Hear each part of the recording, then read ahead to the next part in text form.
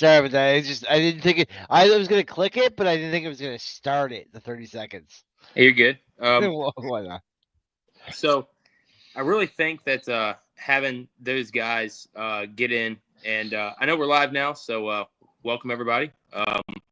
We're blessed to see CC Sabathia, Ichiro Suzuki, and Billy Wagner make it into the Hall this year. Another year without Barry Bonds and Alex Rodriguez in there. I mean, Bonds is gonna probably take a while. What do we think about Pete Rose? So now that he's actually passed away, do you think possibly they're going to give him some leeway now that he's gone and to possibly get him in there? I think they should. I think they should, but Maybe. I think you're on the fence with it because like a lot of people think that if we give it to him, it's because he died.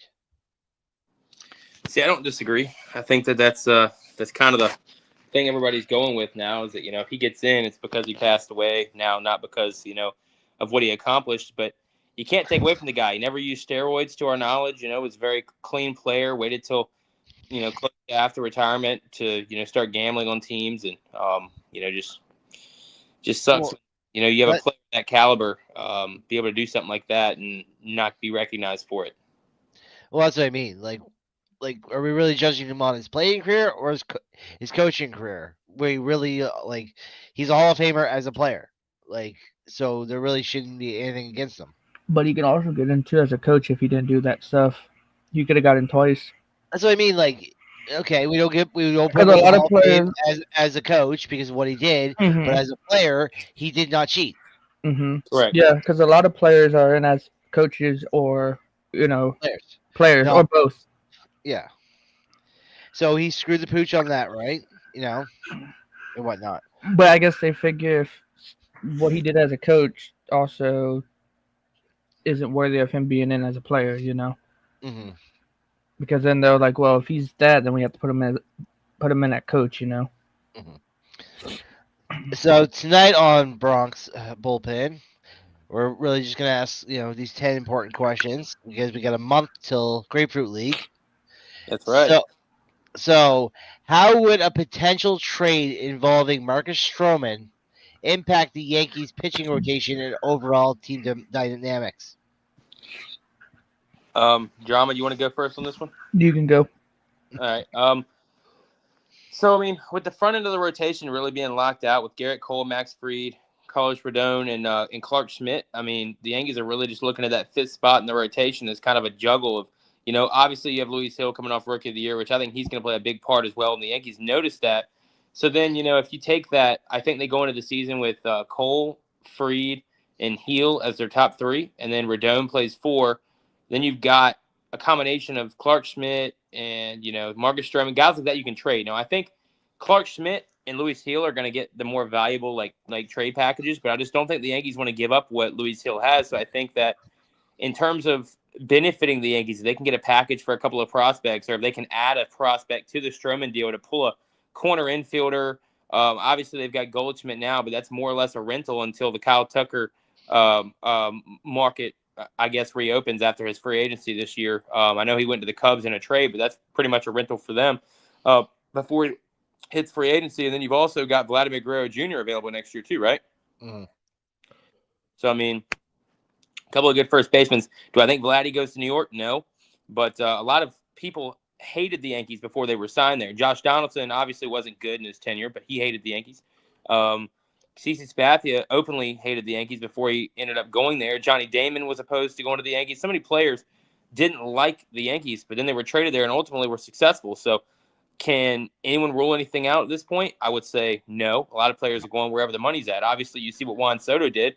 Do I think he's going to be successful with the Mets? Yeah, obviously. But do I think that he would have had a better career path with the Yankees? Yes. Because look at his stats the first 5 to 6 years of his career, and then look at his stats hitting behind Aaron Judge.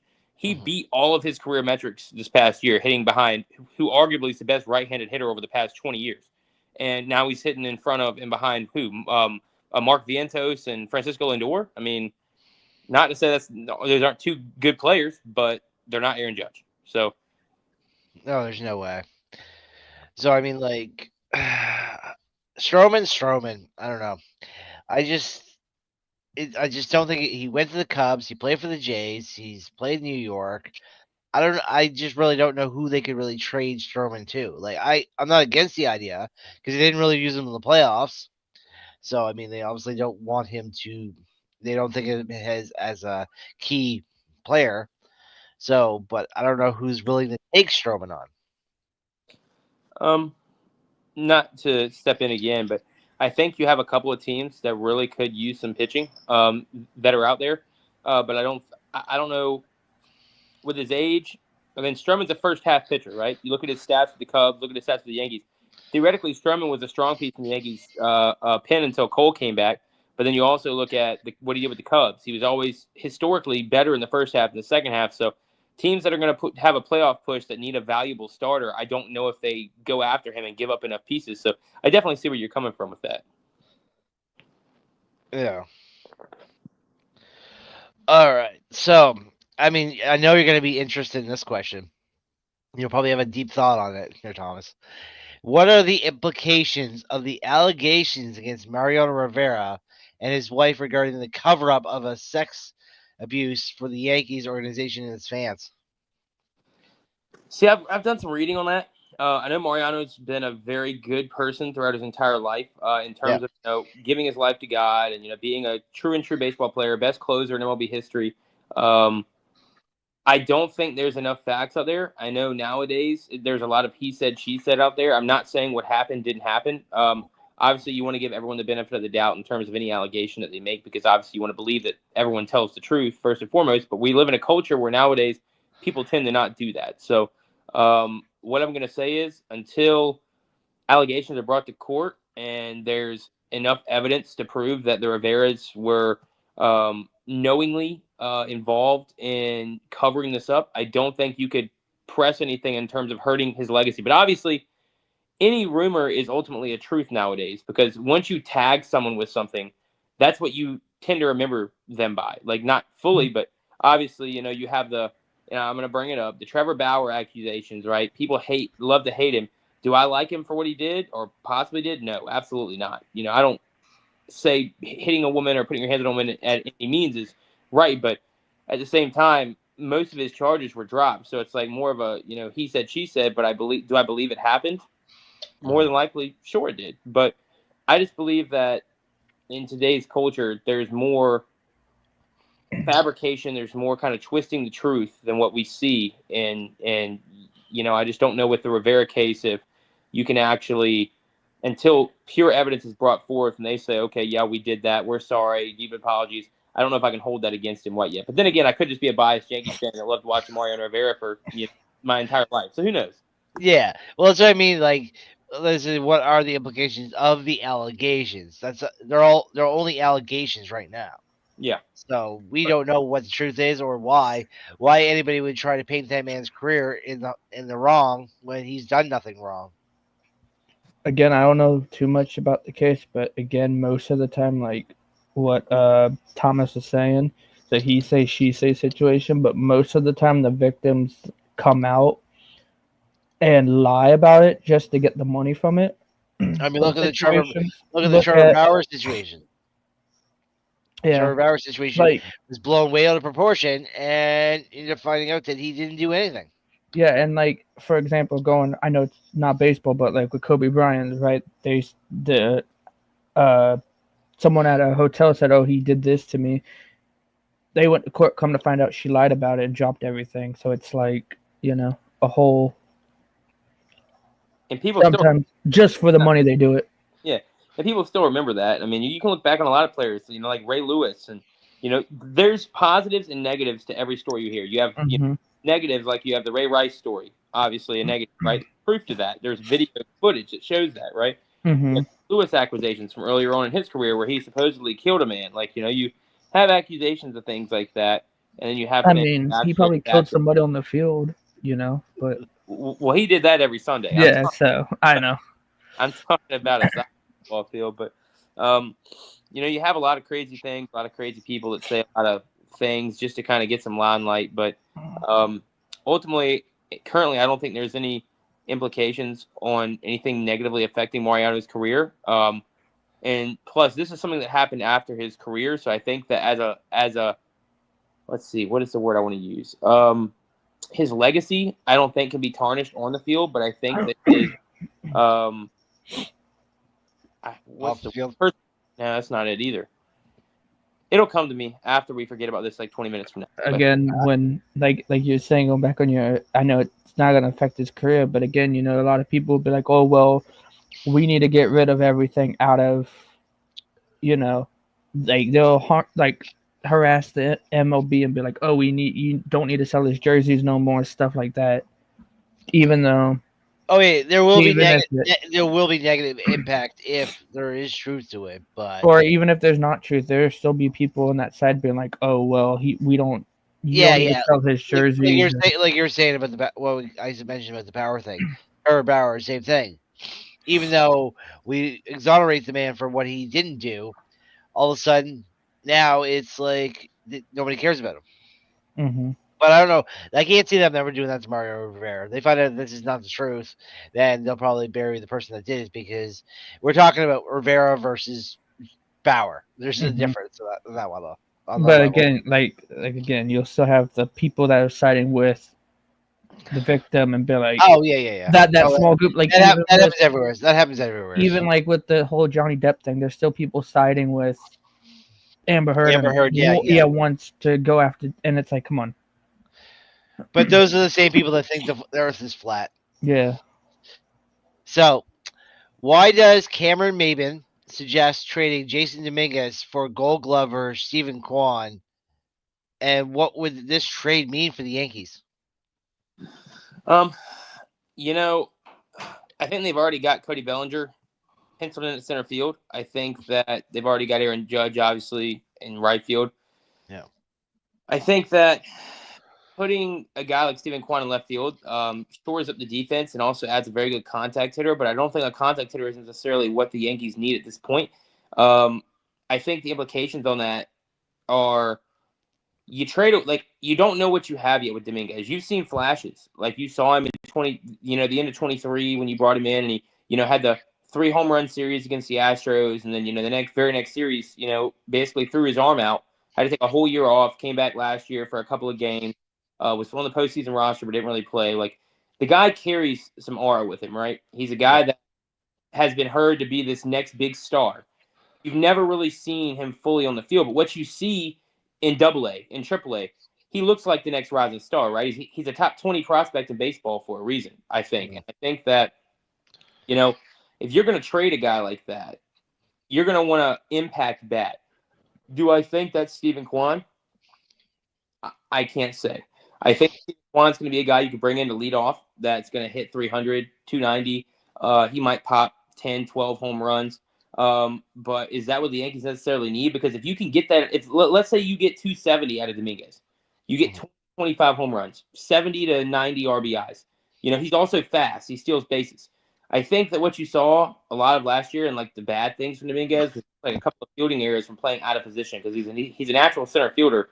And because of Soto and Judge, you played him in left, and he wasn't used to it. He had a couple of blunders. But unless you're going to go out and you're going to trade for a guy that's going to make a big bat, 30, 40 home runs, hit 260, 270, pop 100-plus RBIs, you're not going to make that kind of trade. So in terms of implications, I think it's a negative. I think that the Yankees, for sure, have made blunders in the past by holding on to prospects too long. Obviously, look at the Miguel Andujar, Clint Frazier situation where the Yankees could have gotten Bryce Harper and chose not to. They could have gotten Manny Machado and chose not to because they thought they had talent. And then, lo and behold, Clint Frazier is not even in the league anymore. And Miguel Andujar is bouncing teams. I mean, you watch what they do there. And then, obviously Anthony Volpe's had some success, coming up. You have guys like Oswald Peraza that haven't really been given a chance to shine. Oswaldo Cabrera, a utility guy. So, I mean, I think that you have to go out and get a star. If you're going to trade him, you have to get a star. Stephen Kwan's, to me, it's not that guy. Now, this one, with the Yankees scheduled for multiple national broadcasts, how might this increase visibility? How might this increased visibility affect the team's performance and fan engagement this season? I think fans are starting to see that missing out on Juan Soto, because I think if you look at this 3 weeks ago when Juan Soto signed with the Mets, I think a lot of Yankees fans were over it. They were like, we keep missing out on these big names. We missed out on Manny Machado. We missed out on Bryce Harper. We missed out on so many guys. Trey Turner. We missed out on Corey Seager. These are guys who were all rumored to be in on that. We didn't come to find out we didn't even make throws at even try and give a contract or try to make a trade for when they were available. And then go out and get Juan Soto and give up guys like Michael King and Higashioka's been fairly decent for him and Wandy Peralta, and then you get him for a year, you get to the World Series for the first time since 2009, and then he goes to your crosstown rivals. A lot of Yankees fans were mad at that. I know a lot of people that I talk to within the fan base that are very avid fans. They go to half the home games and a couple of road games a year, and they're telling me like, hey, I'm not going to be going to as many games this year. And then we go out and make some trades, and we get guys like Max Fried, who's been one of the best left-handed pitchers in baseball over the last 3 to 5 years. You go out and get Cody Bellinger, who's had a career resurgence the past 2 years, and over the past 2 years has been averaging a 285 batting average with 25 home runs again. Obviously, it's not the 35 to 40 he was hitting in his early years with the Dodgers, but that's enough to make a presence in this Yankees lineup that they need, especially with the short porch. The short porch has been known to help a lot of left-handed hitters, and bringing Bellinger, I think, helped. Then you get, Goldschmidt, who was just an MVP 2 years ago. Did he have a down year in 23? Yes, but last year his second half numbers were very impressive, and if he's able to get with Judge's hitting coach and possibly working that, that's not a bad signing either. It's better. Just to let you guys know, Goldschmidt, people are talking so much shit about, but if you look at the first baseman play the Yankees have had since Anthony Rizzo's injury against Fernando Tatis Jr. in April of 23, for crying out loud, the Yankees went 2 months without a home run from a first baseman. 2 months. They played with DJ LeMahieu, Anthony Rizzo, and Oswaldo Cabrera. Okay? Those three guys, I think I saw a stat on Twitter. Between those three guys, they were hitting like 208 or 209 during that time frame with like the entirety of last year, the second half, only hit like 4 home runs.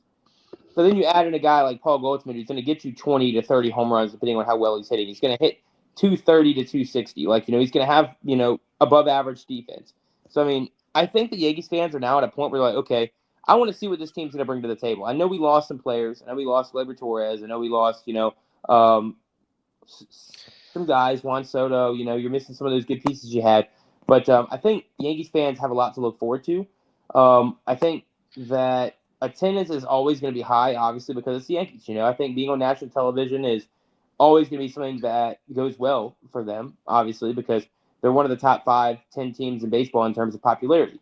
And I think that'll always be that way, even if, they have down years. Obviously, people remember the 80s, early 90s where the Yankees didn't have as much success. They're battling for, when the wild card first started, they're battling for that wild card. Or they're not really at the top of the division because you have teams like the Orioles and Blue Jays that were doing really well in that time, Boston as well. So, I mean, I think that in terms of that, you're not going to see a huge fall off. I also think baseball has gotten more popular over the past 3 years. I'm pretty sure I saw a stat that read that this past World Series is one of the most watched over the last 10 years. And baseball attendance in general was up like 8%.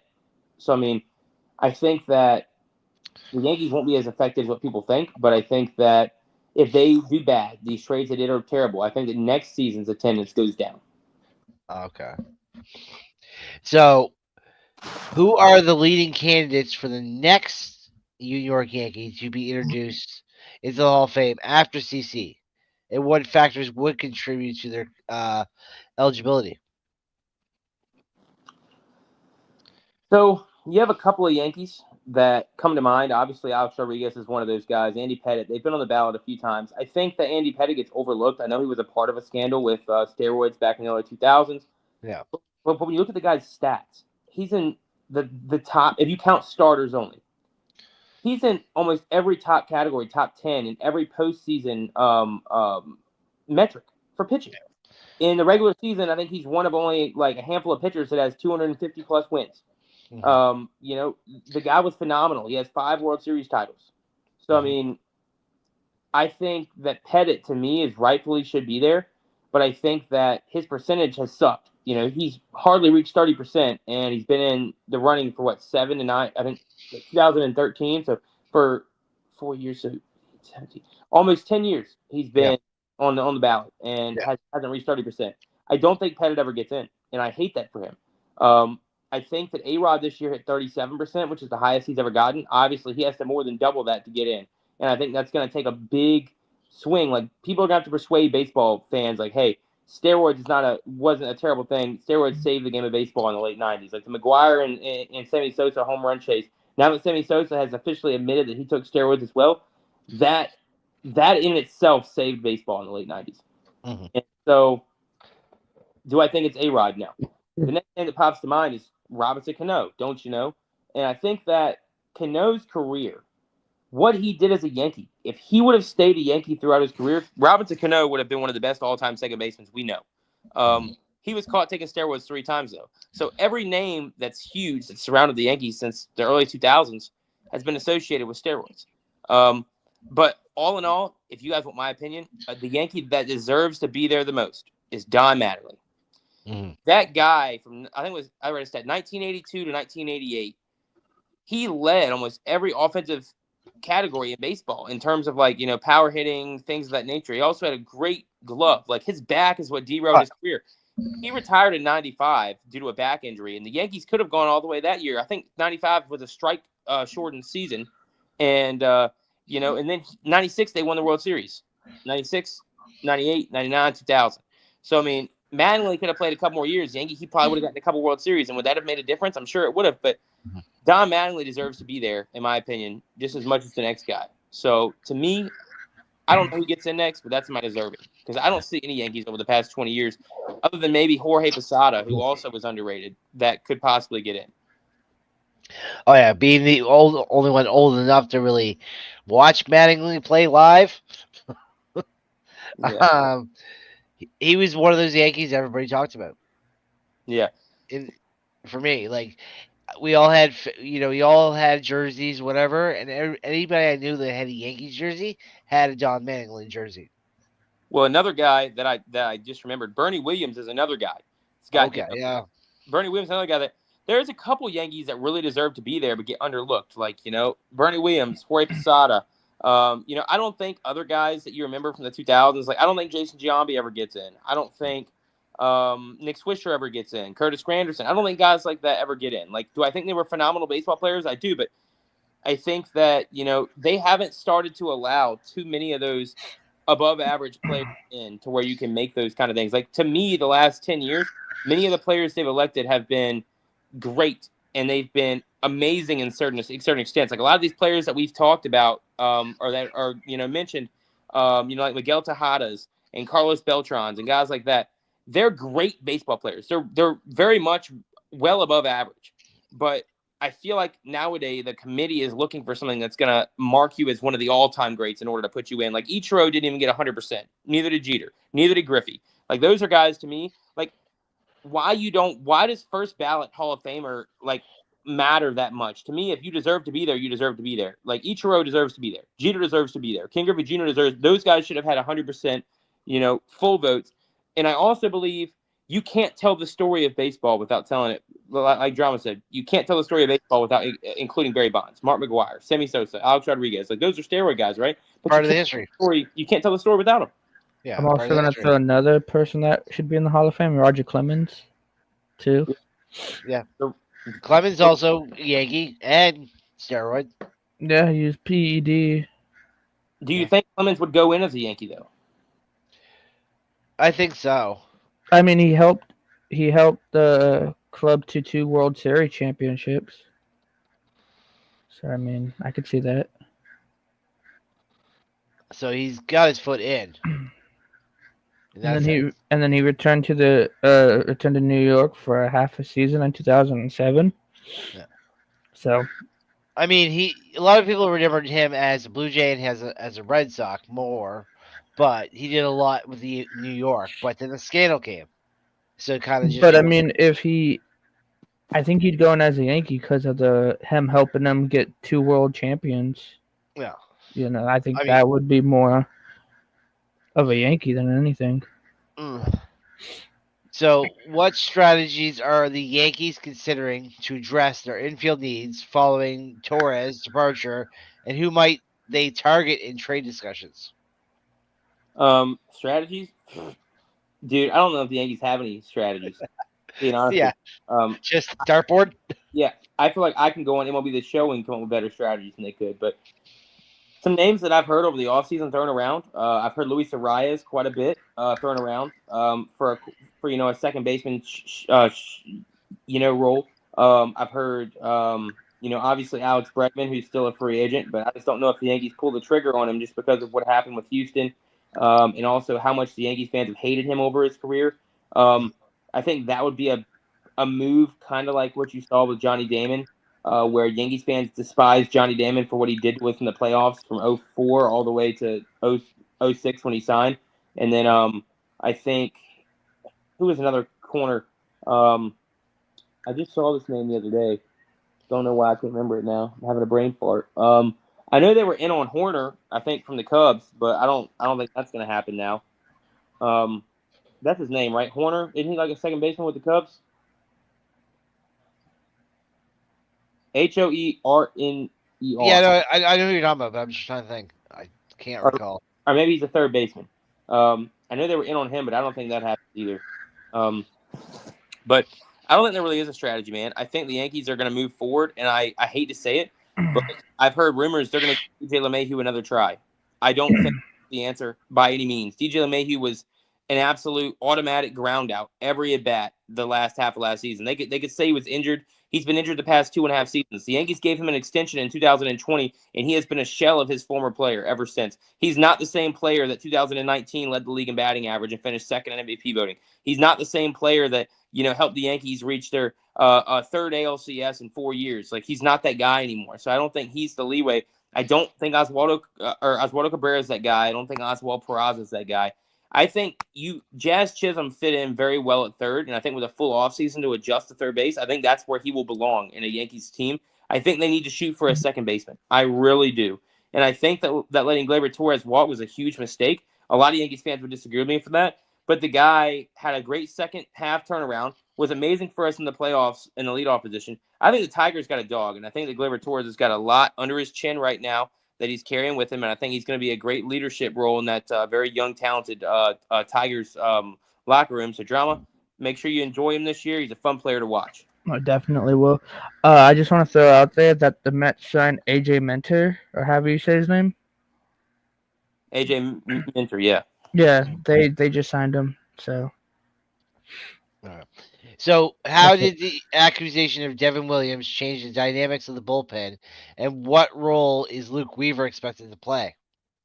I think that gives the Yankees the best bullpen in baseball. Don't care what anybody says. I think they could still use a piece, but I think you go from Luke Weaver being your only guy aside, and we haven't re-signed Tommy Kahnle yet. I know what he did against the Dodgers in that Game 5, and I think it was Game 3 or Game 2. I know that he struggled, but Tommy Kahnle was a very reliable piece. But I think aside from Luke Weaver, you didn't really have that guy you could trust in the ninth inning. I think Weaver evolved into one of the best relief pitchers in baseball, and I think that with Clay Holmes, literally, think about this. We were, what was it? First in blown saves, 13 blown saves by Clay Holmes. That's more blown saves than Mariano Rivera has had in his entire postseason career. Mm-hmm. That's like Mariano Rivera's most in like a single season was like 7. But what I'm getting at is like you add Devin Williams in there, probably the best closer in the National League. He's won 2 of the Rollins Relief Pitcher of the Year awards. He's now been in the All-Star game 2 times the last 3 years. He's almost a surefire pitcher. Great stuff. I think he's going to be our closer for sure. Luke Weaver's going to go to the 8th inning. And I think that if you can find that dominant 7th inning guy, whether it's going to be a re-signing of Tommy Kahnle, whether it's going to be a Ian Hamilton guy, I think that the Yankees tie up that 7th inning. All you need from your pitchers is to go 6. And I think that allows the starting rotation to give it their all over 6 innings every single game and not have to worry about saving their stuff. And I think that that's going to play a huge role because the Yankees already have, in my opinion, a top 5 starting 3 pitching rotation in baseball. If you have a best of 5 and you have Garrett Cole, Max Fried, and Luis Hill in a best of 5, I'm taking the Yankees over every team. Yes, that's because I'm biased and I'm a Yankees fan, but I think they can keep you in every game if they're all in their best stuff. Then if they can get you to the 7th and you've got a good 7th inning guy and you can turn the ball over to Luke Weaver and Devin Williams, that's, to me, that is the most confident I've felt in late innings. The most confident I feel in late innings since the 2009 season when you had, I think it was Rafael Soriano, and Mariano Rivera coming out in the 8th and 9th. Mhm. And you also had Jabba Chamberlain, who had his a very good run, who was also a very long reliever, but also a 7th, 8th inning pitching guy. We tried to turn him into a starter after the 09-08 season, and it didn't work out well with him. I think he went to the Indians for a short stint after that. Then his career kind of fizzled out. But people forget about Jabba Chamberlain and how good he was and how important he was to that team. Mhm. But, yeah, that's how I feel. I think Devin Williams is probably the best relief pitcher that the Yankees have had since damn near Mariano Rivera. So, in light of Andrew Jones' exclusion from the Hall of Fame, what are the arguments being made about potential bias against players associated with the Yankees? I mean, do you think that that's really what's keeping him out? I think so. I mean, I mean, from the research I've read, that's what a lot of people are saying. well, how would that have kept him out? I don't like. I don't get that. I don't get how. Like, that's what I mean. Like, but I mean, what? But more or less, in light of Andrew Jones' exclusion, though, like, why is Andrew Jones being excluded, though? I mean, I'll go with what Chipper Jones said. If you don't look at the name and you just look at the stats, Yeah. Jones belongs in the Hall of Fame. Yeah. Andrew Jones helped the Braves as a rookie and his first couple of years get to the World Series and be one of the most dominant teams that baseball had seen up to that point in a very long time. Mm-hmm. Very successful career, 400-plus home runs. I think he hit like 270, 280 something. Like one of the best outfielders that I got to see, one of the funnest players I've ever seen. I still remember mimicking his batting stance as one of the guys, him, Pujols, those are guys, Gary Sheffield, that, playing youth baseball, rec baseball, travel ball, that, you'd mimic them in practice. You like their swings, sweet swing. And I don't see how people can take him playing for the Yankees and be like, oh, yeah, that guy doesn't deserve to be there because he played for the Yankees. I feel like if you take his whole career and you sum it up, and even if you take the name away from the numbers, that's a guy you put in the Hall of Fame 10 out of 10 times. Oh, yes, 100%. What challenges do the Yankees face in their pursuit of a veteran southpaw after losing out on Tanner Scott, and who are potential alternatives? Wait, can you repeat that? I didn't catch the last half. Oh, what challenges do the Yankees face in the pursuit of a veteran southpaw after losing out on Tanner Scott, and who are potential alternatives? If I remember right, wait, I don't because he signed somewhere else. So I think that it hurts. I think that I still don't think Tanner Scott would have even been a ninth or obviously Devin Williams 9th inning. Luke Weaver's going to be your 8th inning. Yeah. So he would have been a 7th inning at best kind of guy for us, which I believe that's what he's going to. He's going to be an 8th or 7th inning guy for the Dodgers too, in my opinion.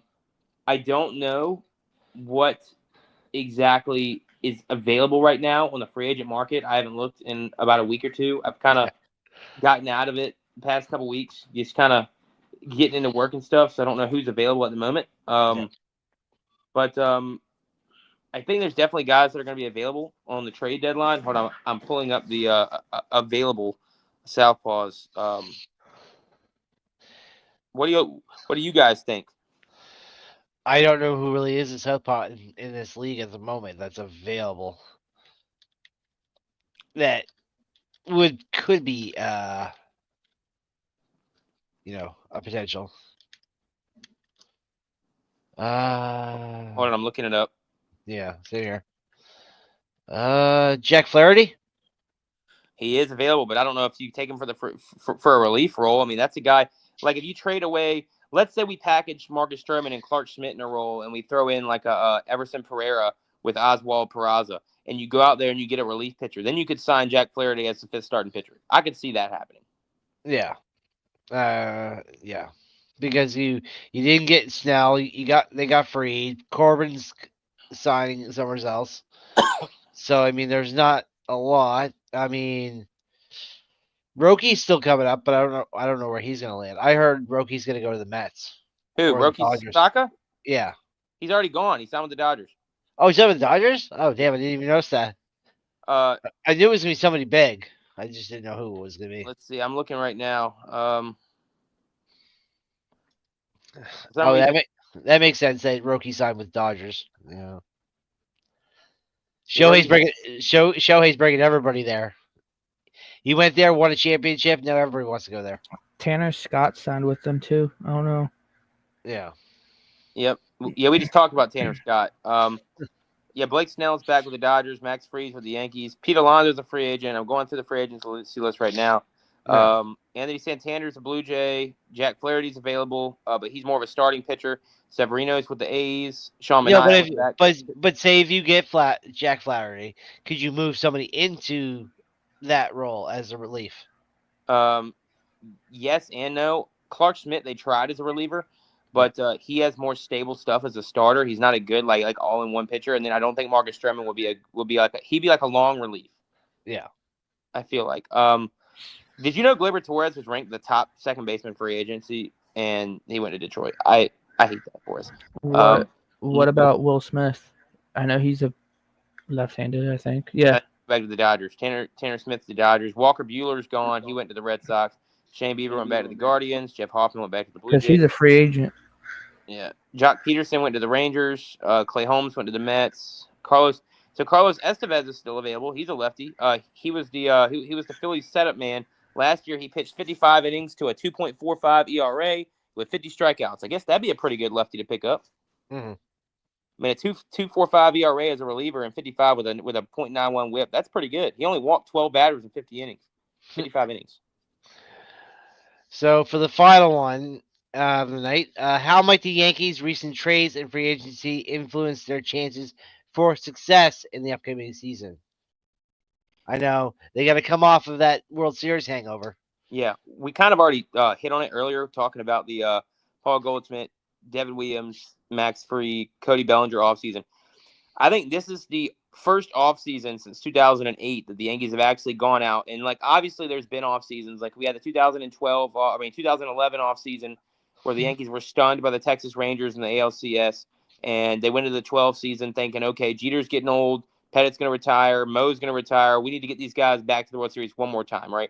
They went out and got guys like Ichiro Suzuki. They went out and got guys like old guys. They went out and, who was it they signed that year? They signed a pitcher that was old too. It wasn't Randy Johnson. That was 2007. Who did they sign in 2011 offseason? So Ichiro was one of them.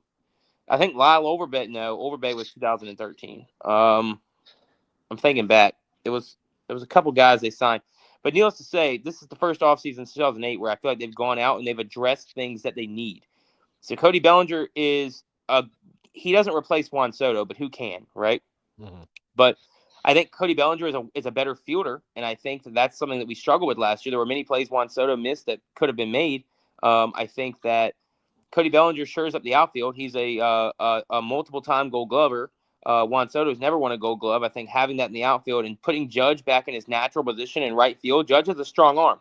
Judge is also a very good fielder in his natural position, so I think that shores up the defense. Cody Bellinger is also for sure to hit, between 250 and 280, and he's also going to pop 20 to 25 home runs, which, to me, that's solid production, And I think that with Goldschmidt, all we really need from him, all I ask of him is to hit 240, 25 home runs, and make good plays in defense. If we get that from him, that is double the production that we've had over the last 2 years at first base, which is already a huge upgrade for us. Already, right? Yeah. And Devin Williams is the best relief pitcher the Yankees have had in years. So, I mean, you just take those three guys alone, and I'm not even talking about Max Fried. And I could bring him into the conversation, and I could say, look, this is one of the best left-handed pitchers the Yankees have had in years. And, you could talk about previously good lefties. You could talk about Sabathia, obviously. Just got voted to the Hall of Fame. Love him. Retired 2019. You can talk about Andy Pettit. I see Max Fried having stuff similar to those guys. I feel like he's going to be a great addition to us. Plus, he's a former World Series champion, one of the best arms to come out of Atlanta in a very long time. And what's crazy is Atlanta just lost two of their like premier starters. They lost Charlie Morton and Max Fried in the same offseason. Mm-hmm. I know they've still got some guys that are going to make good effort, but I think this is the most successful offseason so far the Yankees have had in a long time. Like last year, we went out and got Juan Soto. We got Alex Verdugo. We got, Carlos Rodon. I feel like the Yankees have made moves in the past, but I feel like this year they've addressed needs. Mm-hmm. And before, they've just addressed wants, right?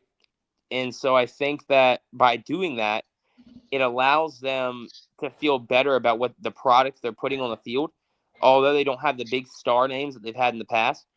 But you look at the current lineup, the only spot that you look at and you're like, wow, this sucks. This is dog shit. Is if you move Jazz Chisholm to second base, you look at the third base position, you're like, wow. You have Austin Wells, who almost won Rookie of the Year and only played half the season at catcher. Like, you look at him, Austin Wells played phenomenal last year. Great catcher, great guy with good pop. He's a guy that plays well with consistent playing time. Goldsmith's a former MVP at first base. Jazz Chisholm at second. Volpe is still growing into his role at shortstop. He's young. We're still seeing the development of the kid. You have Aaron Judge at right, Bellinger in center. Stanton, obviously, the streaky hitter, but Stanton in the playoffs, if we make the playoffs, Stanton is going to be Juan Carlos Stanton. Obviously, we saw him hit 300. He popped 6 home or what was it? A total of 8, 9 home runs in the playoffs, like electric stuff. I think if you put Dominguez in left and he pans out to be the star, the only question mark is third base. I think, and here's my opinion, and this is a ballsy say, if the Yankees sign Alex Bregman to play third base, the Yankees are going back to the World Series in the American League. I'm going to say it right now. If the Yankees sign Alex Bregman to play third base, the Yankees are going back to the World Series. Why? Why are you going to ask? Alex Bregman is only 32 years old. Yeah. If the Yankees get the good side of Alex Bregman, he's going to put up 30 home runs. He's going to hit 280. He's going to play Gold Glove defense. That's the best production that you've had at third base since the prime Alex Rodriguez. Mm-hmm. And then if you pair that up with Juan Carlos Stanton and Aaron Judge, who are guys are going to play well. You have young stars to build around like Austin Wells, Anthony Volpe. Jazz Chisholm is going to steal 30, 40 bases, hit 250, 260, and also pop 15 home runs or more.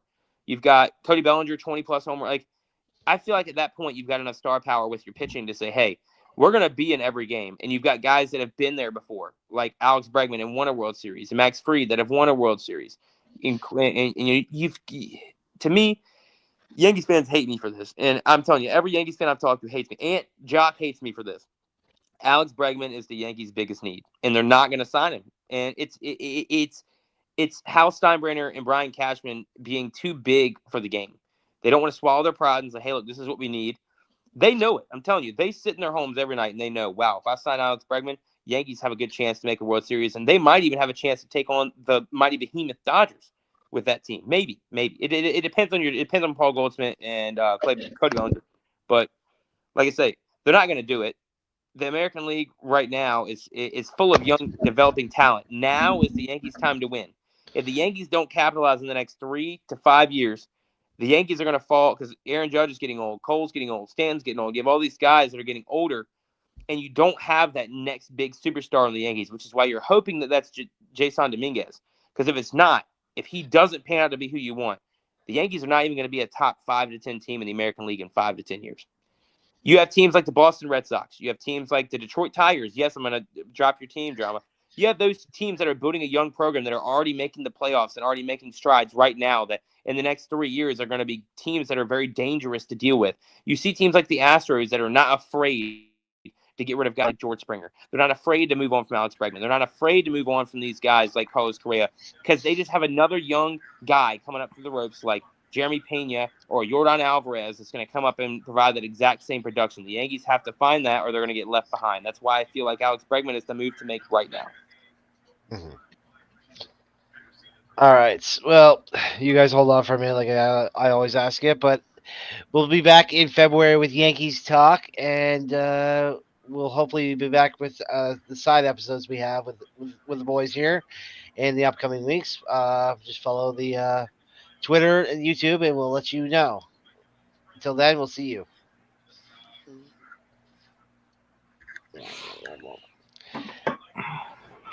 Come on. Takes forever to. Oh, there you go. And there we go.